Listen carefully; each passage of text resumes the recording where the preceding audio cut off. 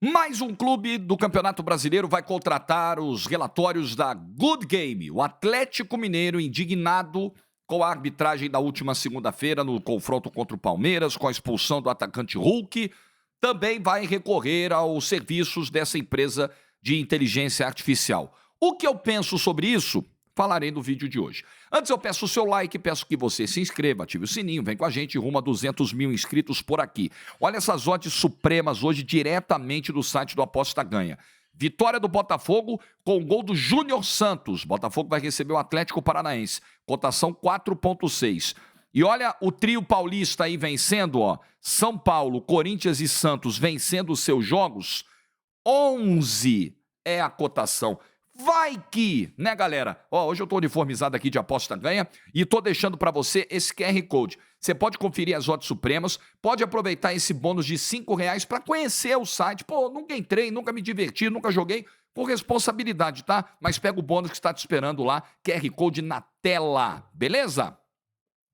Bom, a notícia é essa. Ontem, terça-feira, o jogo foi na segunda.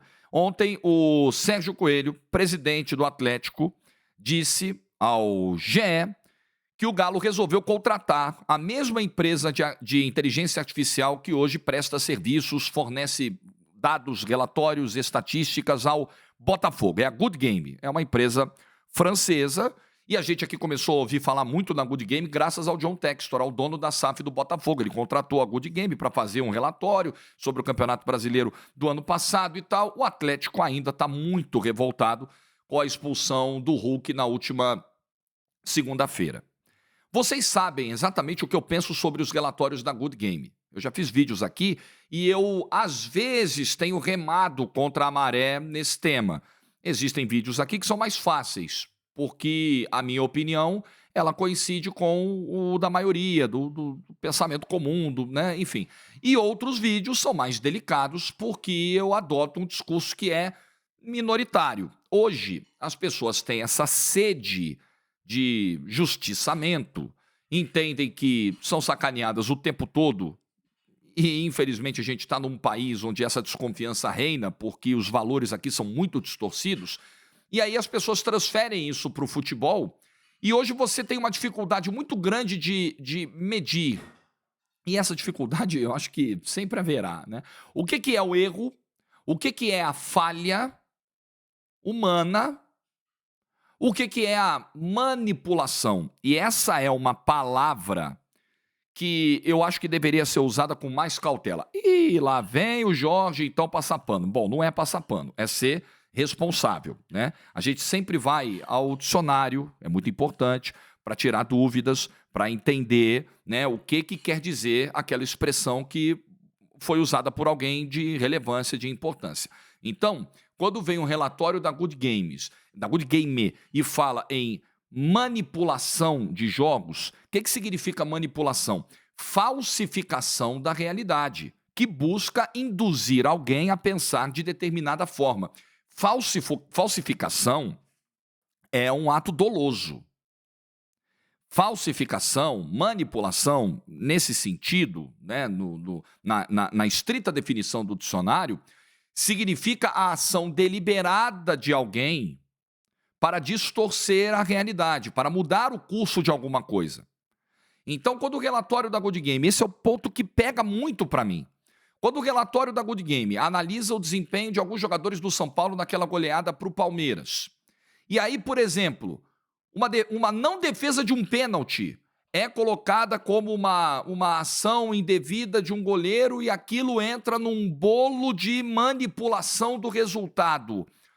Fica difícil você tratar com credibilidade um relatório como esse, porque é muito difícil você medir, sem outros elementos de prova, a intenção de alguém.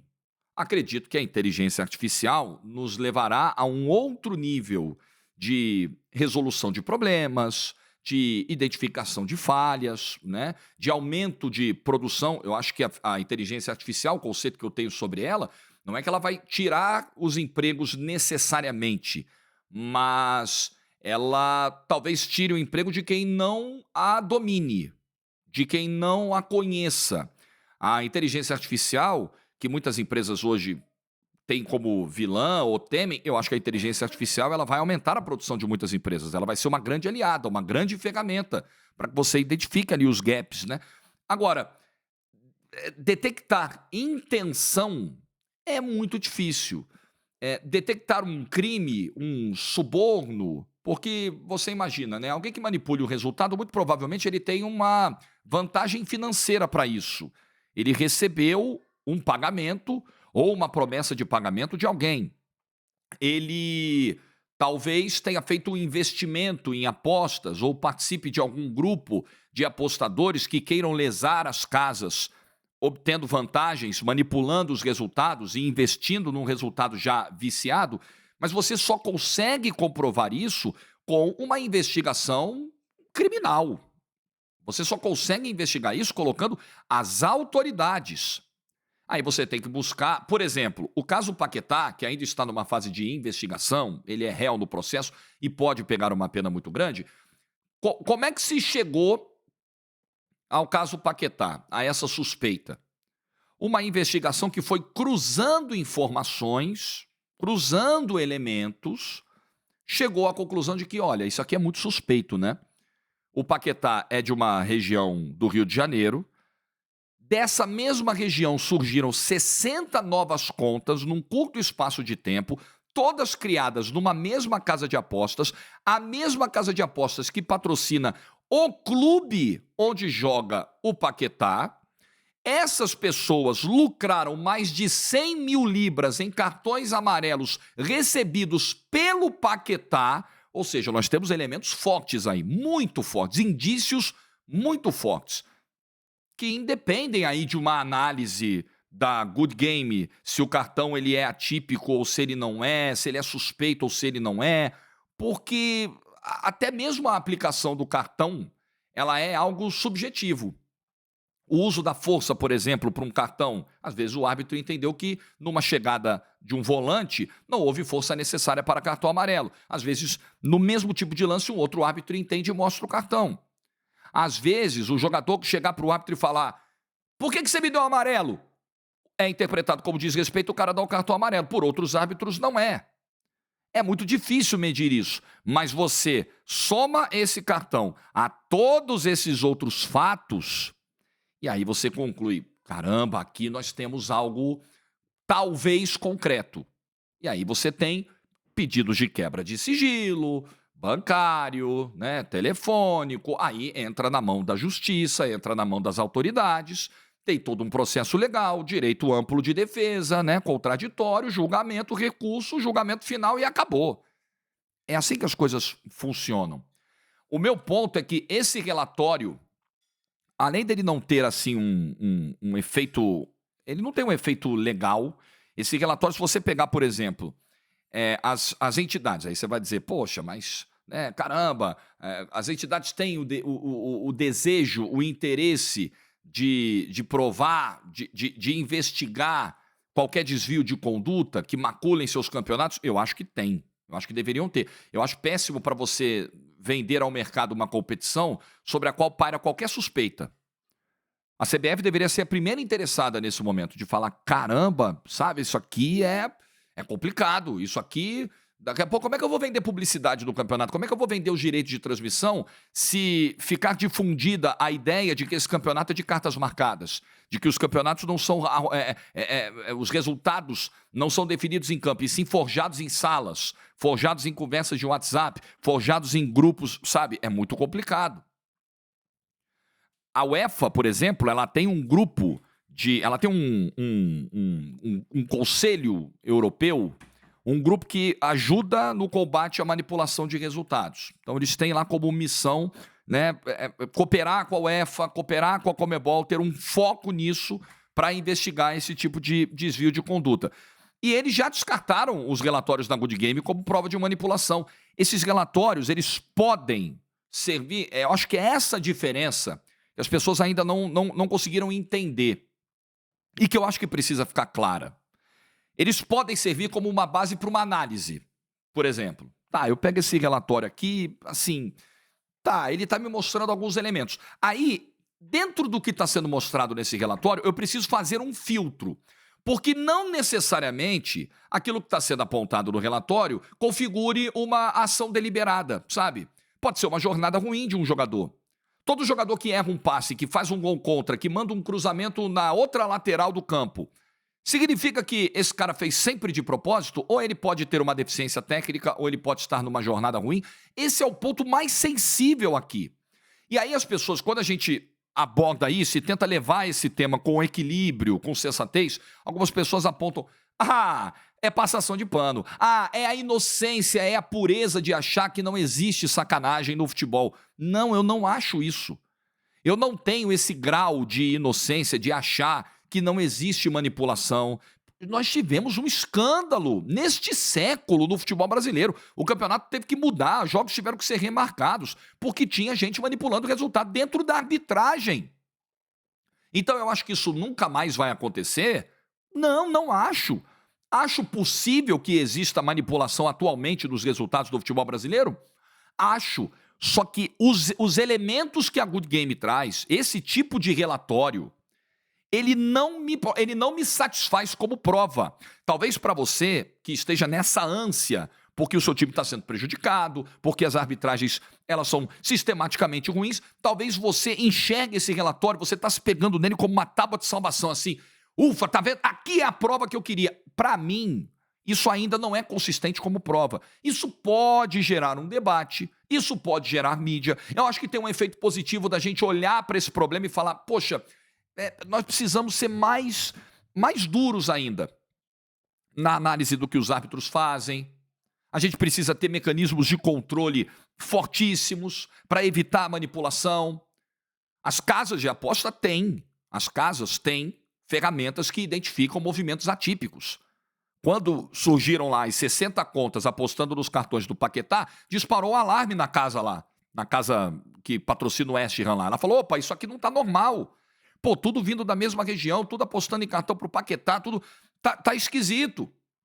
Então eu acho que algo saudável que a gente pode tirar disso tudo é que a CBF, os clubes, as ligas, se é que elas vão realmente acontecer no Brasil, sair do papel de verdade, se não vão ser só blocos para negociar contrato de televisão, que elas entendam a necessidade de transparência máxima, porque o torcedor está desconfiado. E se o torcedor está desconfiado, você precisa minimizar esse risco de desconfiança. Como? Desenvolvendo mecanismos de transparência, alertas, pegando relatórios. Tá bom, Good Game, quer fazer um relatório? Vamos olhar esse relatório. Mas esse relatório está acompanhado de algum, conjunto probatório ou de indícios que sejam fortes, relevantes para a gente abrir uma investigação? Ah, está. Vamos abrir uma investigação. Vamos levar tudo para a polícia. Vamos levar tudo para o Ministério Público. Vamos até as últimas consequências. O que não dá, o que eu questiono muito é a gente se apegar nesse relatório.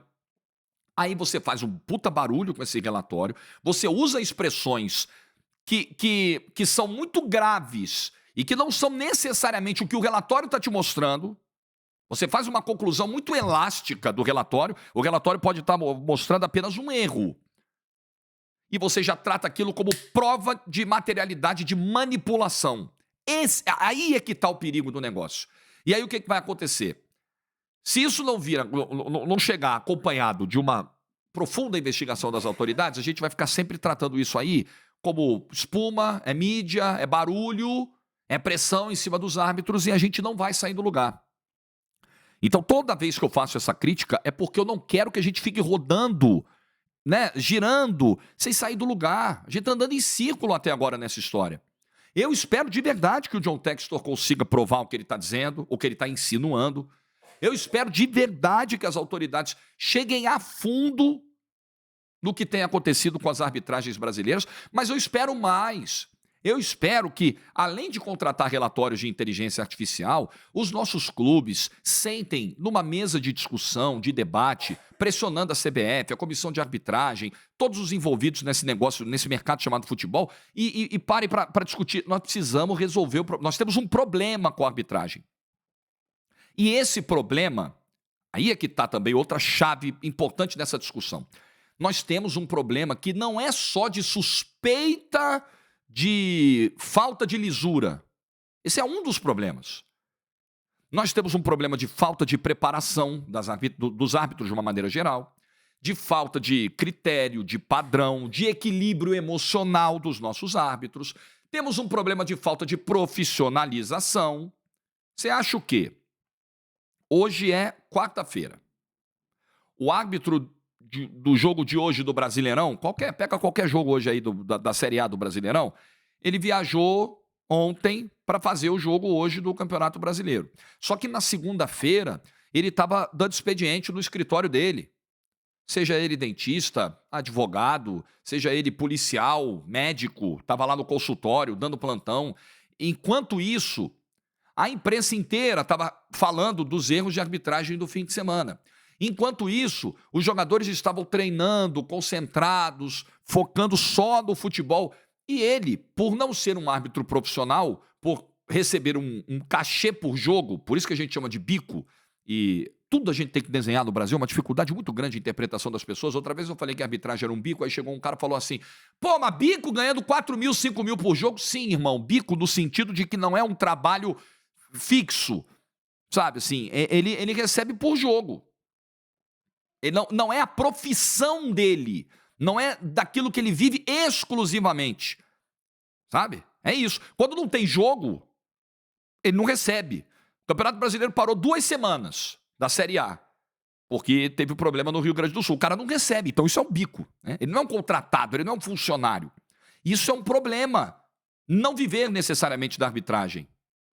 Não existir ali uma hierarquia de cobrança, de orientação, de ensino, é tudo muito... pega um tempo aí e prepara os caras. Mas e ao longo do ano? Ao longo do ano o cara tem que se dividir com outras atividades. Então, o meu medo também é que nessa hora a gente fique só na reclamação. Qual é o padrão do futebol brasileiro, do cartola brasileiro, historicamente? Desde que eu acompanho futebol, desde que eu me entendo como torcedor e jornalista esportivo. O padrão é reclamar no microfone. O juiz te prejudica, comete um erro grave, aí você vai pro microfone, pra coletiva, senta o pau na arbitragem, aí você vai no dia seguinte, manda um ofício pra CBF, continua tudo igual. Aí o cara é afastado, volta, comete os mesmos erros. Agora, ganhamos um elemento a mais, que é o relatório de inteligência artificial, mas que, no fundo, até o momento, tem surtido o mesmo efeito. Espuma, barulho, confusão, gritaria, mas nem sempre a gritaria resolve. A gritaria pode ser importante para trazer luz ao problema, visibilidade ao problema, tirar debaixo do tapete. Legal, mas a gente não pode parar aí. Meu ponto é, para fechar o vídeo, o relatório de inteligência artificial, ele não pode ser tratado como uma ferramenta definitiva para comprovar que temos problema de falta de honestidade na arbitragem. Para comprovar algo tão sério, tão grave, é preciso ir muito mais a fundo. E esse relatório não consegue alcançar essa profundidade. Aí está a minha crítica. Quer contratar o relatório? Beleza. Mas esse relatório tem que vir acompanhado de muito mais. Para me convencer, e dane-se me convencer ou não, pouco importa. Mas para termos, de fato, uma materialidade. À luz da nossa lei, apesar de tudo, apesar do nosso país ser muito confuso na aplicação das leis e tal, apesar de tudo ainda temos leis. Apesar de tudo, isso aqui ainda não é barbárie. Então, para você condenar alguém, para você manchar a imagem de alguém, você precisa ter provas. Porra, Jorge, mas é difícil, né? É difícil, meu amigo. A vida é difícil. O que eu posso fazer? Gostaria muito que fosse mais simples comprovar. Eu, por exemplo, acho que, e disse isso no vídeo ontem, o relato em súmula do árbitro que expulsou o Hulk na segunda-feira contém algumas informações que não me parecem corretas.